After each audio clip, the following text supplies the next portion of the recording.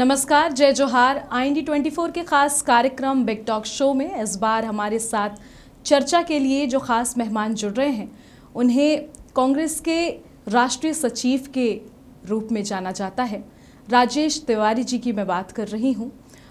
एक तरह से एक बड़ा अनुभव है इन्हें राजनीति का, और जो पीढ़ी अभी कांग्रेस की चल रही है इसके पहले की पीढ़ी भी इन्होंने देख रखी है, उनके साथ काम भी किया है और एक बड़ी जिम्मेदारी भी इन्हें दी गई है। उत्तर प्रदेश के प्रभारी सचिव के रूप में अब ये कार्य करते नजर आएंगे और एक तरीके से जो प्रियंका गांधी हैं उनके साथ इन्हें अटैच किया गया है, तो एक बड़ी जिम्मेदारी जो है इनके हाथ लगी है, इन्हें मिली है। कांग्रेस ने एक बड़ा भरोसा इन पर जताया है। चलते हैं सीधे और सर से बात करेंगे। सर, बहुत बहुत स्वागत है आपका हमारे खास कार्यक्रम में। सर, हमारा ये जो कार्यक्रम है इसमें ख़ास तौर पर हम पॉलिटिकल चर्चा तो करते ही हैं, लेकिन जो व्यक्ति हमारे साथ मौजूद हैं उनकी निजी ज़िंदगी कैसी है उसके बारे में भी थोड़ा सा हम जानने का प्रयास करते हैं। तो सबसे पहले मेरा सवाल ये है सर, क्योंकि आप बस्तर कांकेर से आते हैं और इस जगह के जो लोग होते हैं बहुत ही अलग होते हैं, क्योंकि बहुत सारी चीज़ें उन्होंने देख रखी है, अभी भी देखते हैं। सबसे पहले तो मैं पूछूंगी सर, आपने पूरी एजुकेशन कैसे ली है, किस तरीके से आपका स्कूल और कॉलेज बीता है, कैसा रहा वो एजुकेशन का सफ़र आपका?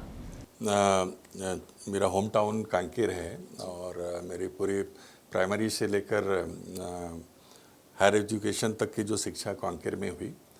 ग्रेजुएशन के बाद फिर LLB करने फिर मैं रायपुर आया और 2 साल फिर रायपुर के जो है छत्तीसगढ़ कॉलेज जो है वहाँ पे मैंने किया।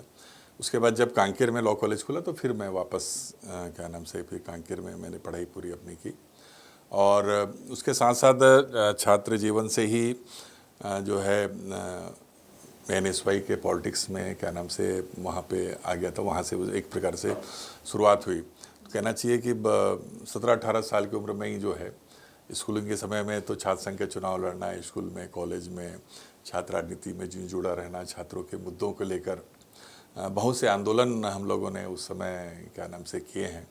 और क्योंकि बस्तर काफ़ी पिछड़ा हुआ क्षेत्र रहा है, बहुत कम कॉलेज थे, साइंस कॉलेज नहीं था, कॉमर्स की फैसिलिटीज़ नहीं थी, लॉ कॉलेज वगैरह नहीं था, कॉलेज की बिल्डिंग नहीं थी, राजा के अस्तबल में जो है वो कॉलेज चला करता था। तो कॉलेज में रहते हुए सब इन चीज़ों के आंदोलन किए और सब वहाँ पे फिर हम लोगों ने लड़के जो है उसको हासिल भी किया। सर, कांग्रेस अगर मैं बात करूं राजनीति की, तो इस ओर आपका झुकाव कब से आया, कब से इंटरेस्ट आने लगा राजनीति में और कांग्रेस ही क्यों चुना आपने? एक तो मेरे दादाजी जो हैं वो नगर पालिका के अध्यक्ष थे और चूँकि राजनीतिक माहौल घर में देखने को मिलता था, तो मेरी रुचि भी फिर छात्रों के बीच में ये सब मुद्दों को लेकर मन में एक आता था कि भाई ये कमी है, कहीं टीचर्स की कमी, कहीं पे पढ़ाई की कमी, कहीं पे बिल्डिंग की कमी। तो उसको लेकर अपने आप स्व प्रेरित होकर जो है हम लोग आंदोलन वगैरह करने में सब जुड़ जाते थे और पढ़ाई की तरफ थोड़ा सा ध्यान कम रहता था इसमें स्वाभाविक है। तो हम लोग की रुचि ज़्यादा इसमें रहती थी, खेल कूद में भी रहा मैं, लेकिन छात्र राजनीति में ज़्यादा उस समस्याओं को लेकर फिर दोस्तों का सर्कल भी उस तरीके से वहाँ पे सब बन गया। और फिर संजय गांधी जी का प्रवास हुआ था बस्तर में, तो उस समय फिर जो माहौल उनको लेकर एक आकर्षण जो हुआ करता था यूथ में, तो यूथ कांग्रेस का उनके द्वारा स्थापना भी की गई थी। तो हम लोग फिर सारे जो दोस्त यार, एक ग्लैमर था यूथ कांग्रेस का उस समय, तो हम लोग भी छात्र राजनीति में NSY में हम रहे, फिर उसके बाद फिर यूथ कांग्रेस में आके फिर वहाँ से संगठन की शुरुआत हुई। विद्याचरण शुक्ल, इसके अलावा महेंद्र कर्मा जैसे कई बड़े वरिष्ठ नेताओं के साथ आपने काम किया है, क्योंकि आपने वो पीढ़ी भी देखी है और ये भी देख रहे हैं। सवाल मेरा ये है कि पहले और अभी की राजनीति और कांग्रेस में कितना अंतर महसूस करते हैं आप? काफ़ी अंतर आ गया, क्योंकि मैं जब छात्र राजनीति में था, महेंद्र कर्मा जी उस समय कम्युनिस्ट के विधायक हुआ करते थे और बड़े सक्रिय व्यक्ति वो थे वो। और जब हम लोग आंदोलन कर रहे थे छात्रों का, तो जब कोई नोटिस में नहीं ले रहा था बस्तर के और कोई विधायक ने, वो हमारे बीच में चल कर आया और हमारे आंदोलन को उन्होंने सपोर्ट किया। उसके बाद हम लोग छात्र लोग सब मोतीलाल वोरा जी से मिले दुर्ग में, जब आए वहाँ पे सब वहाँ के सीनियर लोगों के साथ, तो उन्होंने वो उस समय उच्च शिक्षा मंत्री थे वो, तो उन्होंने सारी बातों को, हमारी मांगों को उन्होंने एक झटके बोले आप लोग को आंदोलन करने की क्या ज़रूरत है, आप लोग मेरे को एक पोस्ट कार्ड भी अगर लिख के भेज देते तो मैं तुम्हारी सब मांगे पूरी कर देता। हम लोग को भी आश्चर्य हुआ कि इतने बड़े मंत्री जो हैं और वो इस तरीके से बातें कर रहे हैं, और उन्होंने तत्काल घोषणा की और 1 महीने के अंदर वो सारी चीज़ें वहाँ पे भी। तो मैंने वोरा जी को भी मैंने देखा, महेंद्र कर्मा जी चूँकि वो विधायक थे, बहुत हम यंग वहाँ पे थे। उसके बाद अरविंद नेताम जी उस समय सांसद हुआ करते थे, वो केंद्रीय मंत्री भी रहे। मैं उस समय ब्लॉक युवा कांग्रेस का अध्यक्ष बना, फिर उसके बाद जिला युवा कांग्रेस का अध्यक्ष में रहा। तो आधा बस्तर के मेरी जिम्मेदारी थी। तो मानको राम सोढ़ी, अरविंद नेताम जैसे नेता के साथ काम करने का मौका मिला। उसी समय दिग्विजय सिंह भी जो हैं वो प्रदेश कांग्रेस कमेटी के अध्यक्ष थे, तो उनके भी दौरे क्या नाम से वो होते थे, वो बहुत दौरा किया करते थे प्रदेश में। तो फिर उनके साथ एक काम करने का अनुभव मिला। फिर चूँकि एक दिग्गज नेता श्यामाचंद जी और विद्याचंद्र शुक्ल जी थे, उनके भी बस्तर प्रवास होते थे मिलने, तो उनका भी सानिध्य काफ़ी मिला उनके बाद। और जब महेंद्र कर्मा जिला पंचायत के अध्यक्ष बने, कांग्रेस में वो आ गए थे, तो मैं जिला पंचायत का उपाध्यक्ष उनके साथ, हम दोनों एक साथ निर्वाचित हुए। वो अध्यक्ष बने और मैं जो है जिला पंचायत बस्तर का, उस समय आज 7 जिले हैं बस्तर में, उस समय सिर्फ एक जिला हुआ करता था, एक जिला एक संभाग, पूरे केरल राज्य से बड़ा, 12 विधानसभा, 2 लोकसभा क्षेत्र, 32 विकासखंड, जनपद पंचायतें उसमें आती थी। फिर महेंद्र कर्मा जो है बागी तेवर अपनाते हुए एक 6वीं अनुसूची का मुद्दा सामने आया बस्तर में, फिर वो सांसद क्या नाम से बन गए, और फिर मैं जिला पंचायत अध्यक्ष की फिर उनके जगह पे फिर कार्यभार मुझे मिला। कमलनाथ जी के काफ़ी नज़दीक, चूँकि बहुत कम उम्र में, 30 साल की उम्र में ही जो मैं जिला पंचायत में उपाध्यक्ष बन गया था। अध्यक्ष के कार्यकाल 1 साल बाद फिर अध्यक्ष के कार्यकाल मैंने संभाली थी। तो कमलनाथ जी हो, अर्जुन सिंह जी हो, माधवराव जी सिंधिया, नरसिम्हा राव जी प्रधानमंत्री थे, उनके सारे कार्यक्रम वगैरह ऑर्गेनाइज करना। तो उस समय यूथ कांग्रेस काफ़ी मजबूत होती थी, और चूँकि संगठन में शुरू से मैं काम कर रहा था, तो लोगों को जोड़ने में जो है सफल मैं हो जाया करता था। तो बड़े बड़े नेताओं के कार्यक्रम बस्तर में जो है हम लोगों ने वहाँ पे किए, और सारे वरिष्ठ नेताओं का बड़ा सानिध्य भी मिला। सर, बीते सरकार में, कांग्रेस की जब सरकार थी, उस दौरान आप पूर्व मुख्यमंत्री जो थे हमारे भूपेश बघेल जी, उनके संसदीय सलाहकार रहे हैं। उस दौरान क्या कुछ चुनौतियां थीं आपके सामने? एक तो उसके पहले की थोड़ी सी बात मैं बता दूं, क्योंकि जब आपका झीरम घाटी की घटना हुई, उसमें सारे नेता, हमारे जो वरिष्ठ नेता, उसमें महेंद्र कर्मा, आनंद कुमार पटेल, विद्याचंद्र शुक्ल जी जैसे लोग की शहादत हो गई। मैं और टीएस सिंहदेव साथ में थे, उस यात्रा के प्रभारी थे, और हम लोग यात्रा के आगे आगे चल रहे थे, और पीछे बाकी फिर लीडर्स आते थे। हम लोग पहले प्रिपरेशन के लिए हम लोग पहले पहुंच जाते। तो हम लोग के मुश्किल से 2, 4, 5 मिनट का ही अंतराल होगा कि हम लोग पहले निकले और पीछे हमारी ये घटना घटी।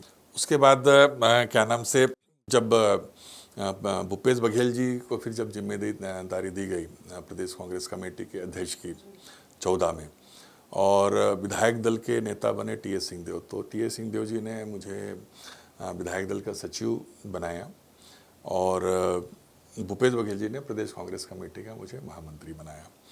तो और चूँकि मैं, महेंद्र जी भी थे, मोतीलाल जी वोरा भी प्रदेश कांग्रेस कमेटी के अध्यक्ष थे, धनेश साहू जी भी रहे, तो सबके साथ मुझे किसी न किसी रूप में, चाहे प्रदेश कांग्रेस का सचिव या महासचिव या जिला कांग्रेस अध्यक्ष के रूप में मैंने काम किया हुआ था।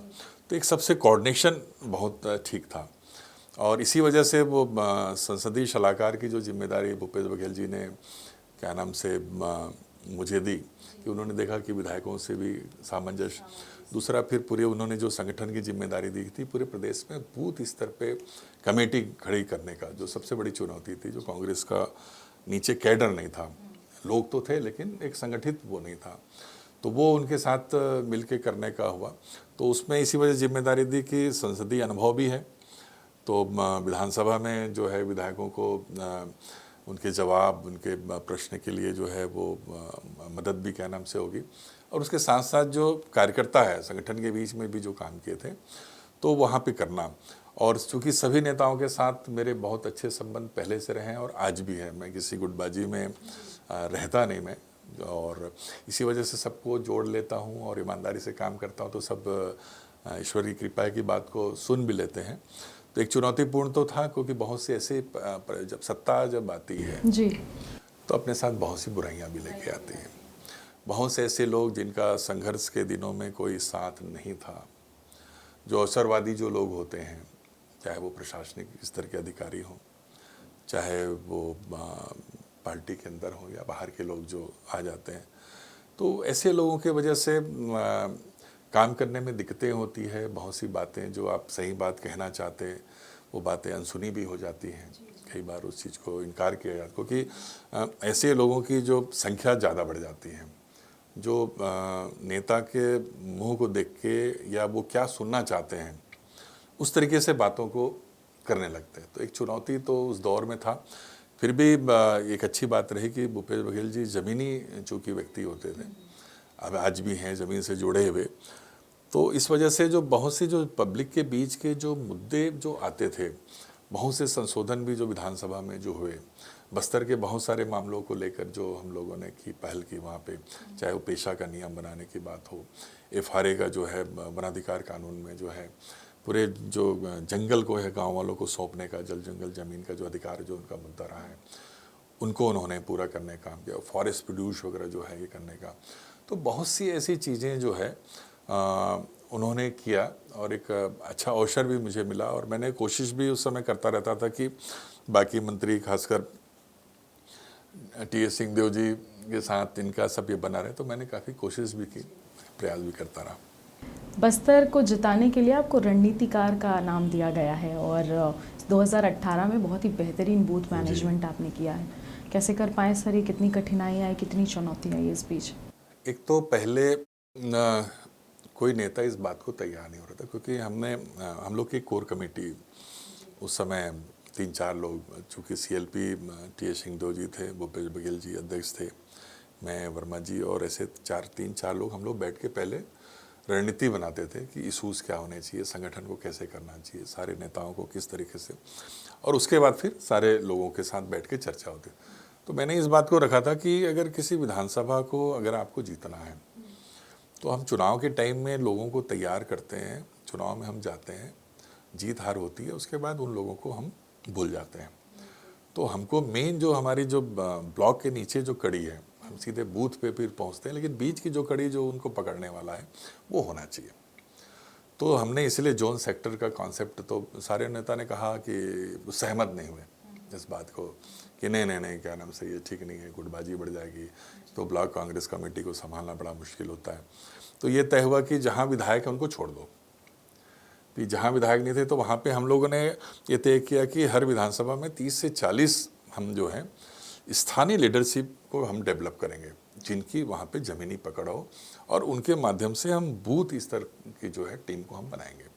तो जब हमने ये शुरू किया, उनके फिर ट्रेनिंग प्रोग्राम हमने शुरू किया, संगठन बनाने का ढांचा, तो ये बात धीरे धीरे फिर जब उन कार्यकर्ताओं के माध्यम से वो दूसरे नेताओं के पास जाने लगी बात कि नहीं, ये तो बड़ा अच्छा कॉन्सेप्ट है और ट्रेनिंग में बहुत अच्छी बातें हो रही है, कांग्रेस की बहुत सी बातों को जो है इसमें बताया जा रहा है, RSS BJP की जो सच्चाई है, फैक्ट जो है, वो तथ्यों के साथ, दस्तावेजों के साथ वो ट्रेनिंग में जो बताया जा रहा है, कांग्रेस की क्या आइडियोलॉजी रही है जो कांग्रेस में रहते हुए भी लोग नहीं जानते, तो वो सब चीज़ों को हम लोगों ने वो किया।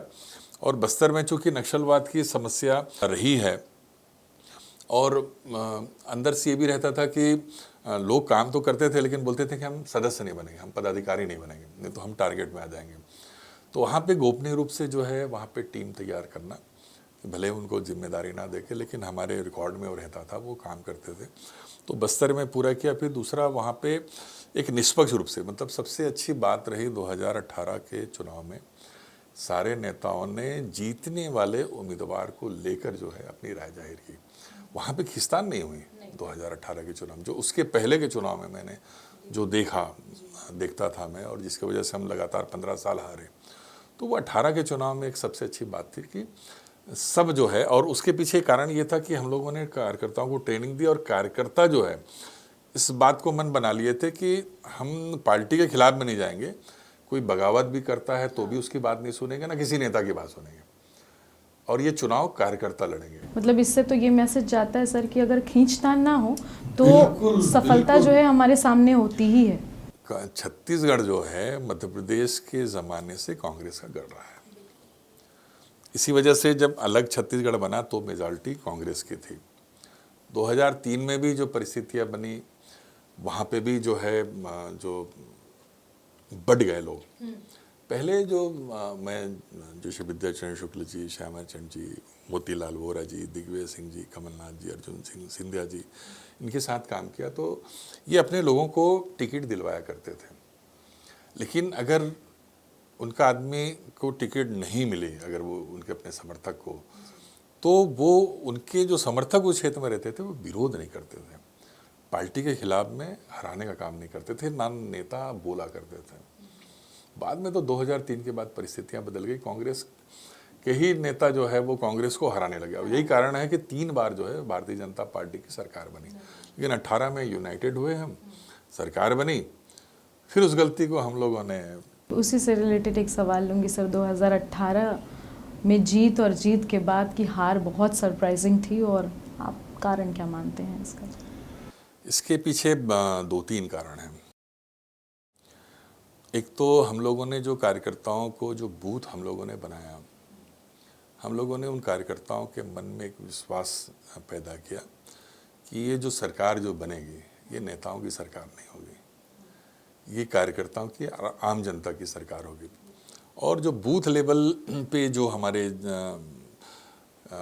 कमेटी के जो लोग हैं, जो सेक्टर के जो लोग हैं, उनके रिकमेंडेशन पे काम होंगे। बिल्कुल।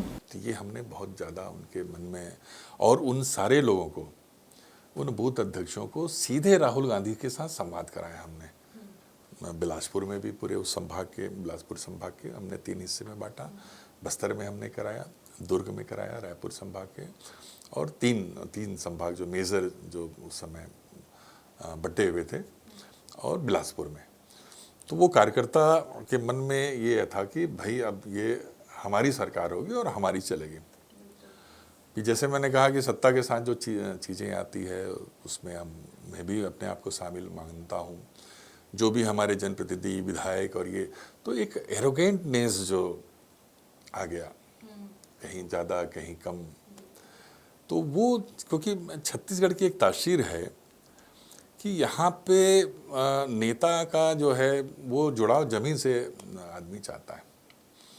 जहाँ पे जनता को ये महसूस हुआ कि ये थोड़ा हवा में उड़ रहा है, उसको ज़मीन में लाने में जो है वो देरी नहीं करते। और एक तो ये कारण रहा कि जो थोड़ी सी जो दूरी जो बन गई, सरकार होने से बहुत सी चीज़ें, पाबंदियाँ भी होती है, बहुत सी चीज़ें होती हैं, तो वो चीज़ों को हम लोग जानते हुए भी जो है कोशिश करते रहे, लेकिन वो कर नहीं पाए। हमारे मंत्रियों को जो जाना था अपने प्रभार जिले में जाते ही नहीं थे। तो प्रशासनिक अधिकारी वो हावी कि वो प्रभार इसीलिए सौंपा जाता है कि जो जनता से मिले, वर्कर से मिले, वहाँ से मिलके वहाँ की ज़िले की समस्या को जाने, फिर ज़िले की जो प्रभारी मंत्री के रूप में जो बैठकें करके जो निर्णय लेना होता है जिला स्तर पे, वो हो। तो वो कमी। फिर विधायकों के अपने क्या नाम से वो बन जाते हैं, एक ग्रुप्स बन जाते हैं, तो जो मेन वर्कर जो जिताने में जिनकी भूमिका रहती है वो दूर होता चला गया। तो सबसे ज़्यादा जो नाराज़, चूँकि सरकार से कोई नाराज़गी नहीं थी, भूपेश बघेल के काम से किसी भी प्रकार के आम जनता को, कार्यकर्ता को नाराज़गी नहीं थी, लेकिन एक जो एहसास जो होता है ना, जो बाकी जो टीम जो होती है, तो वो एहसास नहीं हो करा पाए कि हमारी भी सरकार में कोई भूमिका है। और फिर ये हुआ कि राजेश तिवारी से नाराज़गी है, ठीक है, इसको हरा तो सरकार तो बन रही है। 75 पार का 72 सीट तो वैसे भी हमारे 68 हम आए थे, और बाई इलेक्शन में हम लोग करके हम 72 आ गए थे। अति आत्मविश्वास हम लोगों में आ गया था। 75 पार का हम लोगों ने नारा दिया, तो लोगों ने बोला कि भाई इसको हरा दो, तो ऐसे सोचने वाले ज़्यादा हो गए। फिर कुछ टिकट वितरण में काफ़ी गलतियाँ हुई, बहुत सी काफ़ी गलतियाँ हुई, जो टिकटें भी कटी तो वो भी क्या नाम से कुछ बागी हुए। ये मतलब एक कारण आप लोग मानते हैं सर कि 25 सिटिंग एमएलए की जो टिकट काटी गई है वो कहीं ना कहीं थोड़ी गलती तो नहीं, गलतियां हुई हैं, निश्चित रूप से गलती, निश्चित रूप से गलती। देखिए, गलती को जो अगर मान कर अगर उसको नहीं सुधारता तो उससे बड़ा मूर्ख कोई नहीं है।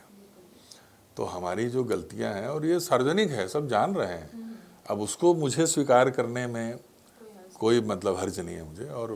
और इस चीज़ को तो मैं पार्टी स्तर पे भी मैंने इस बात को जो यहाँ कह रहा हूँ, मैं पार्टी के अंदर भी मैंने इस बात को कहा है, और ये सब जान रहे हैं। और इस गलती को हम सबको मिलकर दूर करने की ज़रूरत है, और हम दूर कर लेंगे तो फिर से हमारी सरकार बन जाएगी। बिल्कुल सर, अभी तो नई सरकार है, 9 महीने पूरे कर चुकी है सरकार के कामों को लेकर आप क्या कहेंगे? देखिए, सरकार 9 महीने हो गए, ठीक है, आपके लोकसभा के भी चुनाव भी एक रहा उसमें एक समय, लेकिन जो एक मैसेज क्या नाम से जो पूरे प्रदेश में जो जा रहा है कि सरकार का नियंत्रण नहीं है, ना प्रशासनिक स्तर पे, ना उनके जनप्रतिनिधियों की सुनी जा रही है, ना कार्यकर्ताओं की सुनी जा रही है। सरकार पता नहीं दिवालिया हो चुकी है कि क्या है, उनके पास कोई विकास के काम के लिए कुछ है ही नहीं। सिर्फ एक महतारी वंदन योजना और धान का जो इन्होंने जो बोनस जो दिया जी, उसके अलावा क्षेत्रीय विकास के लिए या कोई भी ऐसी योजना कुल मिला के कुछ नया नहीं है। और जो अच्छा था उसको उन्होंने और बंद कर दिया कि कांग्रेस की देखिए कोई योजनाएं जो है बहुत सी, देखिए सेंट्रल में जो योजना जो है कांग्रेस ने लागू की, लेकिन अटल बिहारी वाजपेयी जी की सरकार में भी ये योजना चल रही है। अटल बिहारी वाजपेयी प्रधानमंत्री रहते हुए बहुत सी जो जैसे प्रधानमंत्री ग्रामीण सड़क योजना एक महती योजना उनके समय की थी, कांग्रेस ने उसको बंद नहीं किया। हाँ, योजना तो किसी सरकार की नहीं होती वैसी जो, हाँ वो तो जनता के लिए योजना है, और फिर जब उससे जनता को अगर कोई फायदा मिल रहा है और अगर आपको लगता है कि उसमें कोई कमी है या उसमें और बेहतर किया जा सकता है तो सरकार को करना चाहिए। तो या तो नाम बदल दिया जा रहा है अगर वो बंद नहीं कर पा रहे हैं, और बहुत सारी योजनाएं जो खासकर जो ग्रामीण क्षेत्र की जो उस समय जो योजनाएं जो बहुत सी चीज़ें आई, वो एक गहरी सोच थी उसके पीछे, जमीनी नेता लोग थे सरकार में, उसके वजह से बगैर पैसे की भी बहुत सी योजनाएं आपकी बनी। जो महिला समूह को लेकर जो आपके जो है गौठान योजना भी जो चालू की गई, वो लोगों के मिला के शुरू की। कोई बहुत से वही पंचायतों के फंड से जो लोकल रिसोर्स और जो विभागों के और भी जो फंड रहते हैं डेवलपमेंट के, उसको कंबाइन करके जो है वो करने का काम किया गया। फॉरेस्ट प्रोड्यूस के जो है रेट बढ़ाने का जो सपोर्ट प्राइस जो है उसको बढ़ाने का जो काम किया। लॉकडाउन के टाइम में समितियों के माध्यम से उसकी खरीदी का काम किया। मिलेट्स की जो है जो चीज़ें जो आज पूरे विश्व में जिसकी बात हो रही है, जो यहाँ भूल गए थे, उसको शुरू करने का, तो जिसके लिए पैसे की ज़रूरत ही नहीं है, बल्कि आपको अगर आप ये पैदावार आप बढ़ाते हो तो आपको धान कम खरीदना पड़ेगा, क्योंकि आपके अधिकांश जो आदिवासी क्षेत्र में जो है इसकी पैदावार होती है, क्योंकि वहाँ की जलवायु, वहाँ का ज़मीन उसके अनुकूल है। तो इसलिए तो चूंकि ये सरकार, अब ये सब योजना बंद हो गई। एक और अहम सवाल है सर कि बीजेपी ने एक नारा दिया है कि आने वाले समय 2026 तक, चूंकि आप कांकेर से हैं तो ये सवाल मैं ज़रूर से लूँगी आपसे कि आने वाले 2026 तक बस्तर से नक्सलवाद खात्मा कर देंगे, और बहुत सारे एनकाउंटर्स भी हुए हैं, अभी धड़ल्ले से लगातार ऑपरेशंस चल रहे हैं, इसको लेकर क्या सोच है आपकी? देखिए, आपको ध्यान होगा बीजेपी के नेता आरोप लगाते थे हमारी सरकार थी, इतनी नक्सलवादी घटना 5 साल में आपको देखने को नहीं मिला। इनकाउंटर की बात तो छोड़िए, नक्सलियों के द्वारा भी कोई बड़ी वारदात वो 5 साल में देखने को नहीं मिला। दूसरा, उस समय गृह मंत्री आपके अमित शाह जी भी कहते थे कि हमारी सरकार बनने के बाद भी 2 साल के अंदर हम जो है नक्सलवाद की समस्या को ख़त्म कर देंगे। और आप ये भी देखेंगे कि रमन सिंह की सरकार के समय में कितने 14 से 15 ज़िले जो है वो इफ़ेक्टेड थे, और उसके बाद कांग्रेस की सरकार बनने के 2 साल के अंदर आपके कितने ज़िले में उसका हुआ। देखिए, सबसे बड़ा जो कारण ये है नक्सलवाद का, जो लोग समझने की कोशिश नहीं करते, इस इनकाउंटर से नक्सलवाद की समस्या का समाधान नहीं होने वाला। देश में आतंकवाद या नक्सलवाद या कहीं पे भी जो इस प्रकार की जो घटना हो रही है, चाहे आप पूर्वोत्तर का ही मामला ले लीजिए ना, 2 समूह में जो खूनी संघर्ष जो हो रहा है, आखिर वो बातचीत के टेबल पे आ रहा है ना। ये सामाजिक आर्थिक जो है ये समस्या है, नक्सलवाद की समस्या। वहाँ पे जो काम जो किया गया, जैसे मिलेट्स का हम लोगों ने प्रोडक्शन बढ़ाने का जो काम किया, पैदावार, जो 5 रुपए 10 रुपए में जो चीज़ें कोई खरीदने को तैयार नहीं था, उसको 30 रुपए में। फॉरेस्ट प्रोड्यूस के जो 5-7 से फॉरेस्ट प्रोड्यूस थे, भाई बस्तर तो पूरे आर्थिक रूप से जो निर्भर है वो जंगल के ऊपर, और जितने वनोपज होते हैं वहाँ पे भाई धान की उतनी फसल तो होती नहीं जैसे रायपुर धमतरी जिले में, आसपास के जिले में जो होती है। तो वहाँ का जो निर्भर जो है आदिवासी, वो वनोपज पे है। तो हम धान की कीमत हम तो लोगों को दे रहे हैं, लेकिन उसकी कीमत हम नहीं दे रहे। और आपकी मतलब आपकी लगभग 35 से 40% आबादी छत्तीसगढ़ की आदिवासी की है। मतलब सेंसस जो है वो 32% कह रहा है, तो एरिया जो है कवर जो होता है वो लगभग 40% आपका क्षेत्र है छत्तीसगढ़ का, जहाँ पे आदिवासियों की अपनी ये है। और उस 40% आबादी में जहाँ आदिवासियों के साथ गैर आदिवासी भी रहते हैं, वो भी उसी पे निर्भर हैं। हमारे भी एक आय का स्रोत जो है वो वही रहता था। हमारे जितने भी शौक, हमारे पढ़ाई लिखाई के जो खर्चे हैं, ये फॉरेस्ट प्रोड्यूस से ही पूरा हुआ करता था, चाहे हम सामान्य वर्ग के भी लोग क्यों ना हो। तो इस चीज़ को किसी भी सरकार ने टच करने की कोशिश नहीं की। आज वहाँ पे देखिए, चाहे शहरी क्षेत्र में हो, आज अपराध क्यों बढ़ रहे हैं? क्योंकि लोगों के पास रोजगार नहीं है, खाली बैठा है। बस्तर में आपने एजुकेशन जो है गांव-गांव में, हर गली मोहल्ले में आपने कनिष्ठ शाला, क्योंकि सबसे पहले माना गया कि शिक्षा जो है मिलना चाहिए। तो शिक्षा और स्वास्थ्य को पिछली सरकारों ने जो है लक्ष्य में लेके काम किया। लेकिन जो रोज़गार जो है, जिसके वजह चाहे वो शहरी क्षेत्र हो, चाहे वो आदिवासी क्षेत्र हो या नक्सल प्रभावित क्षेत्र हो, जो बेरोज़गार है, जिसके पास रोज़गार नहीं है, वो पढ़ लिख लिया है। पहले तो ये था कि जंगल में वो चला जाता था, फॉरेस्ट प्रोड्यूस जितना मिल गया बाज़ार में अपना बेचा, उसका दिनचर्या पूरा, उसके कोई शौक़ नहीं थे। हमने उनको एजुकेट करके उनके रहने खाने हर स्तर को हमने बदलाव किया। हर छात्रावास वगैरह जो बना के, जो घर में वो जो रहते हैं और जो छात्रावास में रहते हैं, भले हमारे स्तर का नहीं है, बहुत सी खामियां रहती, लेकिन फिर भी निम्न स्तर के भी अगर सुविधा है तो भी उनके घर से बेहतर सुविधा है। उनको लाइट वहाँ पे मिल जाती है, साफ पानी वहाँ पे मिल जाता है, रहने खाने को क्या नाम से मिलता है। वहाँ से लौट के फिर जब वो गांव जाता है तो देखता है वहाँ पे पीने का पानी नहीं, नाले का पानी उसको पीना है, लाइट की सुविधा नहीं है, डायरिया से लोग मर रहे हैं, रोज़गार के कोई जरिया नहीं। अब वो पढ़ लिख लिया तो ना वो जंगल में जा रहा है, ना खेती का काम कर रहा है। तो एक मूल रूप से जो नक्सलवाद के बढ़ने का कारण ये है। और जब ये रोजगार के अवसर जब कांग्रेस की सरकार ने जब देना शुरू किया, जब लोगों के हाथ में पैसे आने लगे, तो फिर वो क्यों बंदूक उठाएगा? तो इस पे आपकी जो सरकार काम है, आप कितने लोगों को मारोगे? और जितने लोग को अभी इनकाउंटर में इस सरकार में 9 महीने में मारे गए, क्या ये सूची पहले सार्वजनिक थी? क्या इनामी इन नक्सलियों के क्या नाम से घोषित किए गए थे? ये इनके इनकाउंटर के बाद कैसे? वो किस स्तर के लोग हैं? आप जंगल में जिन परिस्थितियों में लोग रह रहे हैं वहाँ पे, उनकी मजबूरी है साहब। वहाँ पे ये आप, मैं कहता हूँ कि मुख्यमंत्री, मंत्री और ये सब वहाँ पे रह जाए, बंदूक के नोक पे हर आदमी वहाँ पे काम करेगा। तो नक्सलवाद से जो एक तो डर दबाव की वजह से, और दूसरा जो शोषण जो दिखता है, एक जो अंतर जो दिखता है शहर कस्बे और अंदरूनी क्षेत्रों में, जो अंतर जो दिखता है, वो एक विद्रोह का कारण होता है। तो ज़रूरत इस बात की है कि शिक्षित करने के साथ साथ इनके रोज़गार के अवसर जो है सरकार को देना चाहिए। और जिस दिन ये स्वावलंबी बन जाएंगे अपने, मैं नौकरी की बात नहीं कह रहा, हम सबको नौकरी भी नहीं दे सकते आप, इतने पद आज भी खाली हैं बस्तर में कि हम बहुत से लोगों को भर सकते हैं, लेकिन उसके बाद भी हमारे पास इतने हैं कि हम फॉरेस्ट प्रोड्यूस के माध्यम से लोगों को आर्थिक रूप से इतना मजबूत कर सकते हैं कि वो कभी जो है वो उस दिशा में देखेंगे नहीं। वो एक अंतिम सवाल लूँगी सर, अब आप जल्द ही उत्तर प्रदेश की ओर जाने वाले हैं और प्रियंका गांधी के साथ काम करने का एक मौका है आपके लिए। एक तरह से आपको बड़ी जिम्मेदारी दी गई है, किस तरीके से निर्वहन करेंगे इसका पूरा? निश्चित रूप से मैं प्रियंका जी के साथ 2021 से काम कर रहा हूँ। साथ और भी ऑल इंडिया कांग्रेस कमेटी की तरफ से कभी असम की, कभी हिमाचल की, उत्तर प्रदेश की, कभी तेलंगाना की, ऐसे अलग अलग प्रदेशों की जिम्मेदारी मिलती रही है।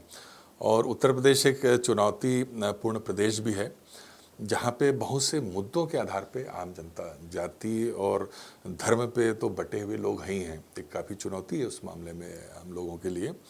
लेकिन वहाँ की जनता इतनी ज़्यादा जागरूक है कि इसीलिए लोकसभा के चुनाव में जो इंडिया अलायंस को जो वहाँ पे 43 सीटों पे जो सफलता मिली, भारतीय जनता पार्टी 50% से कम सीटें वहाँ पे जो जीत पाई, कि वहाँ के लोग इतने जागरूक हैं कि जनता के मुद्दों को लेकर अगर आप लड़ रहे हो तो जनता आपके साथ खड़ी है, फिर वो जाति धर्म को भुला देती है। तो कांग्रेस उसी में काम कर रही है। प्रियंका जी, राहुल जी लगातार क्या नाम से वहाँ संपर्क में हैं, दौरे भी वहाँ पे कर रहे हैं। तो हम लोग की कोशिश ये है कि उन मुद्दों को जो जनता से जुड़े हुए हैं, जो राहुल गांधी जी जिन विषयों को उठाते हैं, उन मुद्दों पे हम लोग लगातार वहाँ पे संघर्ष करें, लोगों को जोड़ें। नई लीडरशिप वहाँ पे तैयार करने की ज़रूरत है, क्योंकि बहुत से अवसरवादी जो लोग थे वो चूँकि अब 35 साल से उत्तर प्रदेश में कांग्रेस की सरकार नहीं है, तो बहुत कम जो प्योर कांग्रेस के जो लोग हैं वो बहुत कम बचे हुए हैं। तो वहाँ पे नई लीडरशिप जो है राहुल जी और प्रियंका जी तैयार कर रहे हैं, जिसमें हम लोग सब लगे हैं। तो हमें उम्मीद है कि केंद्र में हमको आना है तो उत्तर प्रदेश से भारतीय जनता पार्टी को हराना आवश्यक है। इसी दिशा में हम लोग काम कर रहे हैं। तो ये थे हमारे साथ राजेश तिवारी जी, जिनका साफ तौर पर कहना है कि छत्तीसगढ़ में पिछली दफ़ा जिस तरीके से कांग्रेस को हार का सामना करना पड़ा, उसमें बहुत सारी त्रुटियां हुई हैं और उन त्रुटियों पे अब कांग्रेस जो है वो लगातार कार्य कर रही है। और आने वाले समय में निश्चित रूप से जब उन त्रुटियों पर काम हो जाएगा तो एक बार फिर कांग्रेस की सरकार निश्चित ही बनेगी। इसके अलावा जिस तरीके से उन्हें एक नई जिम्मेदारी उत्तर प्रदेश के प्रभारी सचिव के रूप में मिली है और उत्तर प्रदेश में लंबे वक्त से कांग्रेस नहीं है, तो अब कहीं ना कहीं एक बार फिर से एड़ी चोटी का जोर जो है वो कांग्रेस उत्तर प्रदेश में लगाने वाली है और नए सिरे के साथ, नए जोश के साथ उत्तर प्रदेश में कांग्रेस की जीत की तैयारी जो है अभी से करने की शुरुआत हो चुकी है। सर, बहुत बहुत धन्यवाद आपका इस कार्यक्रम। धन्यवाद जी, आपने मुझे बुलाया, अवसर दिया बातचीत अपनी बात रखने का जनता के सामने, उसके लिए आपका बहुत बहुत शुक्रिया। Thank you so much.